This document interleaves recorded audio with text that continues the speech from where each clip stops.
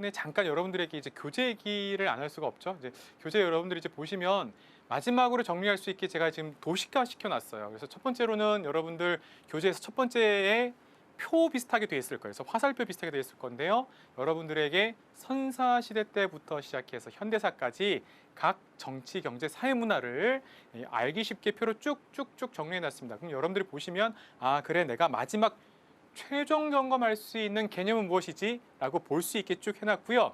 여러분들한테 살짝 연도는 외우지 마세요. 부담은 갖지 마시고 어떻게 순차적으로 사건들이 있었지라는 걸 보여주기 위해서 연표를 집어넣습니다. 그럼 두 번째로 여러분들에게 이 바로 통문장 100개로 완전 정복하는 이 한국사를 위하여 100가지 문장을 우선 빈칸으로 해놨고요.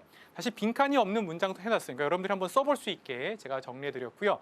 마지막 교재의 마지막 부분은 제가 지난 2개년간의 기출문제를 제가 한번 변형시켜서 제가 내봤어요. 그럼 여러분들 이제 이 지난 2개년 동안의 통문장 100개를 보고 나서 이런 식으로 문제가 나올 수도 있겠다 혹은 여기서 통문장 100에서 빠졌는데 올해 출제진들이 혹시 낼 수 있는 게 문제가 이런 게 있지 않을까라는 것을 확인 위해서 여러분들에게 제가 수능과 똑같이 20문제를 냈습니다. 그럼 여러분들이 그 20문제 보시면서 마무리 지었으면 참 좋겠다 이런 생각을 했고요. 이 20문장에 대한 강의는 없지만 여러분들에게 해설지가 있기 때문에 충분히 우리 필수 한국사 어렵지 않다. 그래서 여러분들에게 이 정도의 교재 구성이면 가능하다라고 말씀드리고 싶고요. 정말로 얼마 안 남은 수능을 위한 교재예요. 그러니까 여러분들이 이거 딱 보시면 아 그렇지 내가 빠뜨린 게 뭐고 이것만 보면 그래 자신감 갖고 들어갈 수 있어 라는 부분으로 여러분들이 교재를 그리고 강의를 해줬으면 좋겠고요. 100개 각각의 문장들이 어떻게 구성되고 있는지는 여러분들이 이 강의를 보시면 여러분들이 충분히 이해할 수 있을 거다라고 생각이 듭니다. 또 하나는 이런 게 있어요. 제 입장에서는 한국사가 굉장히 쉬워요. 그러나 여러분 입장에서는 여전히 넘어야 될 산이다. 즉 지금 막 국어도 해야 되고 수학도 해야 되고 혹은 사회 영역, 과학 영역 해야 되는데 한국사가 부담이 될 수도 있겠다. 그런 학생들을 위해서 제가 하고 싶은 말은 한국사 정말 막판 일주일 아니면 3일 몰아쳐라 이런 말씀 드리고 싶습니다. 저도 여러분과 동일한 수능 선배입니다. 그러다 보니까 수능 사실은 정말 그래요. 그 전날 그러니까 이제 11월 14일 수능 보잖아요. 그러면 한 11월 13일 저녁 한 6시부터 이제 머리가 하얗게 됩니다. 아무것도 떠오르지 않아요. 네, 정말 그래요. 생각해내려도 떠오르지 않습니다. 그러니까 여러분들이 그럴 때 가장 마음에 드는 교재 혹은 가장 마음에 드는 것들을 챙겨서 가시면 다음날 이렇게 한 국어 정도 보다 보면 이렇게 정신 차릴 때가 있을 거예요. 그때 빨리빨리 교재를 보시면서 누가 수능 당일날 정신 차리냐 이 싸움이거든요. 네, 그거 여러분들이 잘 해내셨으면 좋겠고 여러분들 수능도 인생의 하나의 과정이다. 너무 겁먹지 마라 라는 말씀 드리면서 오늘 86번부터 100번까지 한번 들어가 보도록 하겠습니다. 자, 86번 한번 가볼까요? 짜잔, 86번 김규식이 등장합니다. 김규식에 대한 얘기가 나오는데요.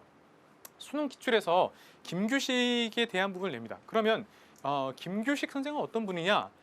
이분은 항일 독립운동가이자 광복 이후에 좌우 합작 운동을 이끌었던 그리고 김구와 함께 남북 협상까지 갔던 대표적인 이 운동가입니다. 그래서 김규식에 대한 얘기가 계속해서 나와요. 우선 그러면 김규식은 일제강점기 무엇을 했는가에 대해서 보면 문장으로 한번 볼게요. 86번 김규식은 무엇의 대표로 파견되었다라는 거예요. 그래서 이분이 외국어를 잘했습니다. 특히 프랑스어도 굉장히 잘했고요. 그래서 무슨 대표로 가느냐? 파리 강화회의 대표로 파견되었다라는 부분이에요. 자, 그러면 여러분들 이것은 어떤 맥락에서 봐야 되냐면 임시정부가 구성되는 그 즈음 바로 1919년 3.1운동하고도 맞물려 있는데요. 1919년은 우리나라에게 3.1운동 100주년, 그 다음 대한민국 임시정부 100주년이지만 세계사적 차원에서는 제1차 대전 종결, 바로 파리 강화회의, 그리고 그 있는 베르사유 회의까지 이제 이른바 베르사유 체제라고 합니다. 베르사유 프랑스의 궁전 이름이에요. 거기서 이제 조약을 체결했기 때문에 100주년이기도 해요. 자, 그래서 간단하게 여러분들을 정리해드리면 1차 세계대전에서의 이제 종결이 된 그때 우리 입장에서도 야, 이거 지금 파리 강화회에 가서 우리 얘기를 해야 된다. 우리 지금 불법적인 식민 지배를 당하고 있다. 그래서 우리는 지금 독립을 해야 된다는 얘기를 해야 되겠거든요. 따라서 그 대표로 김규식이 하는 거고요. 김규식을 대표로 보낸 것은 신한청년당이에요. 이 신한청년당이 상하이 임시정부를 만들게 되는 어떤 모태가 됐던 집단이에요. 그래서 이 김규식이 파리 강화이의 이제 대표로 하는 것이고요. 그 신한 청년당을 이끌었던 사람들 보면 김규식 당연히 들어가겠고요. 훗날에 김규식과 함께 좌우 합작 운동에서의 중도 좌파의 대표격이었던 여운형도 원래 이미 이 시기부터 김규식과 함께 신한 청년당 하고 있고요. 김구도 신한 청년당 하고 있어요. 네, 그래서 이 사람들이 모여서 바로 김규식을 파리 강화이의 우리나라 대표로 보냈다. 여러분들이 하나 기억해 주시면 좋겠습니다. 자, 86번 문제에 바로 문장은 파리 강화회의를 집어넣으시면 되겠고요. 87번 갈까요? 87번은 대한민국 임시정부의 부주석으로 선임된 것이다 라고 되어 있습니다. 그러면 누굴까? 이 사람도 네, 바로 김규식입니다. 자, 그럼 여러분들 임시정부의 시스템에 대해서 보셔야 되겠는데요. 잠깐 제가 정리해 드릴게요. 대한민국 임시정부는 1919년 대한국민의회, 그다음 한성정부, 상하이 임시정부가 통합된 형태로 다시 상하이에 통합된 형태로 임시정부를 만들어요. 그래서 일대 대통령의 이승만이 추대돼요. 그런데 우리는 배웠죠? 탄핵당한다. 탄핵당해요. 그리고 이대에 박은식 한국통사라는 역사가이자 책을 쓴 역사가이자 한국 독립운동지 혈사라는 책을 쓴 역사가이자 독립운동가 박은식이 있습니다. 자, 그래서 박은식이 2대 대통령 하는데 그리고 대통령제가 없어져요. 그 다음부터는 국무령 제도 혹은 집단 지도 체제라고 해서 국무위원 이런 체제로 가요. 이게 이른바 지난 시간에 했던 국민대표 회의 이후의 상황이에요. 그래서 여기서 강력하게 대한민국 임시정부가 단일한 지도 체제에 의해서 움직이지 않아요. 이게 잘 그리고 잘 안 돼요. 잘 안 되고 있었고 그러다가 김구가 고민에 빠졌다. 그래서 한인애국당 같은 걸 해서 이른바 이 침체기를 극복해내는 것이 특히 윤봉길 의사의 상하이 훈코 의거다라고 말씀을 드렸고요. 자, 그리고 나서 1940년에 주석제를 먼저 만들어요. 그 주석은 김구였어요. 그러다가 주석과 함께 부주석제가 추가돼요. 이 시스템으로 가는데 주석에는 여전히 김구 선생이고 부주석에 김규식인 거예요. 그래서 김규식은 대한민국 임시정부의 이쪽으로 올게요. 부주석으로 선임된 것이다라는 문장이 완성이 되는 거예요. 그러면 김규식도 의외로 잘 나올 수 있겠다. 그러니까 이제 만약에 순한국사가 좀 어려워지면 우리가 기존에 알고 있는 이승만이나 김구 외에도 이렇게 김규식 같은 사람도 나올 수 있겠구나라는 생각도 좀 해야 되겠다라고 제가 말씀드리고 싶은 거예요. 자, 88번 가니까 김규식이 또 나와요. 자, 김규식은 광복 이후 여운형 등과 무엇에 앞장서기도 하였다라고 하는 거예요. 그러면 여기서 딱 이렇게 조건이 주어지죠. 어떤 조건이에요? 광복 이후죠. 그러니까 1910년대 있었던 신한청년당이 아니라 광복 이후. 그러면 김규식의 좌우합작운동에 대한 얘기다라고 보시면 되겠죠. 네, 그래서 좌우합작운동에 대한 얘기를 했었는데 지난 시간에 제가 쭉 말씀을 드렸었는데 다시 한번 정리해 드릴게요. 1945년 광복이 되고 나서 북에는 소련군이, 남에는 미군이 오면서 일본군의 무장 해제, 그리고 나서 각각 분정이 이제 시작이 되죠. 자, 그런 상황 속에서 1945년 12월에 모스크바 3국 외상회의라고 해서 혹은 외무장관 회의라고도 합니다. 미국, 그다음 소련, 그리고 영국의 각 국가의 외무장관이 만나요.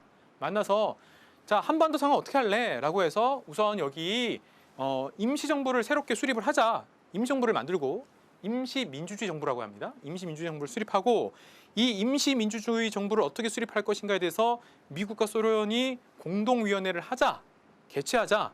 그리고 이 임시민주주의 정부와 협의해서 신탁 통치를 할 수도 있다. 이 세 가지를 얘기를 해요.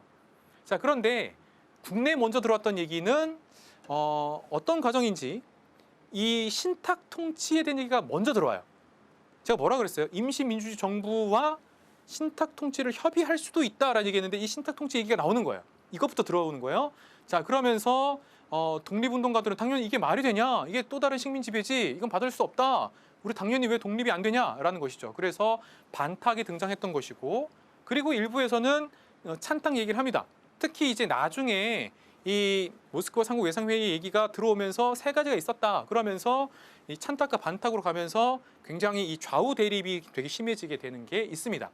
자, 이러면서 미국과 소련은 자신들의 이 회의 결과에 따라서 로드맵으로 그냥 쭉 가는 거예요. 그래서 1차 미소 공동위원회를 하는데 여기에 이 한반도에 있는 시민사회 단체의 어떤 단체를 이게 포함시킬 것이냐, 즉 찬탁, 반탁 단체 모두 다 들어올 것이냐 아닐 것이냐 갖고 옥신각신하다가 1차 미소 공동위원회가 깨져요.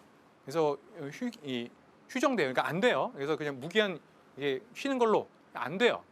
자, 이런 상황 속에서 당시에 이 이승만은 남한만이라도 무슨 위원회나 아니면 정부 같은 걸 만들어야 되는 거 아닌가라고 계속해서 연설을 했던 것이고, 자, 그리고 한편에서는 아니다. 바로 김규식, 우리가 보통 이제 중도 우파 이렇게 얘기하고 여운형, 뭐 중도 좌파 이렇게 얘기하는데 이렇게 이 중간층에 있던 사람들이 그것보다 중요한 거는 지금 빨리 임시 민주주의 정부 세우고 그리고 거기에 따라서 우리가 바로 정부로 가는 방식이 되게 중요하다라고 해서 좌합작 운동을 하는 거예요. 그리고 흥미로운 점은 당시에 미군 정도 이쪽을 밀고 있었던 거예요. 자, 그래서 좌우합작 운동이 있었다. 그리고 좌우합작 7원칙까지 만들어지는 상황 속이었어요. 그런 와중에 여운형이 암살당하고 그리고 당시 세계사적으로는 그리스가 공산화되려는 위기에 처해 있었어요. 자, 그래서 미국 쪽에서 트루먼 대통령이 6.25 전쟁을 도와줬던 그 트루먼 대통령이 이 트루먼 독트린이라는 걸 발표해요. 그래서 가만 있지 않겠다 이렇게 되는 거예요. 그러면서 결국 한반도 문제는 유엔으로 가는 거예요. 그런데 여기서 인구 비례에 의한 총선거가 나왔는데 이게 북과 소련 쪽에서 거부하는 거예요. 그래서 유엔에서 다시 그러면 선거가 가능한 지역에서 해라라고 하면서 우리가 지난 시간에 봤던 50 총선거가 결정이 되는 거예요. 그러자 이것은 남한만의 단독 정부 수립이다라고 반발을 했던 사람들이 있었던 거예요. 그래서 대표적으로 김구는 바로 남북 협상을 추진하게 되는 것이고 그 유명한 내가 38선을 베고 죽는 한이 있어라도 이건 안 된다라고 했던 것이고 또 한편에는 이제 선거가 이제 막 임박하면서 제주 4.3 사건 같은 것도 있었다라고 보시면 되겠죠. 자, 그런 와중에 여러분들이 이 현대사에 대한 얘기를 쭉 보시면서 우리가 지난 시간에 50 총선가 나왔는데 그럼 이건 왜 나왔느냐? 바로 수능 기출에서 김규식 개인으로 나왔기 때문에 우리가 김규식에 대한 바로 이 여운형과 좌합작 운동을 했던 상황을 설명하기 위해서 제가 쭉 간단하게 설명해 드린 것이고 이건 제 개인적 의견이 아니라 수능 특강에 있는 얘기를 제가 간단하게 풀었다라고 보시면 되겠습니다.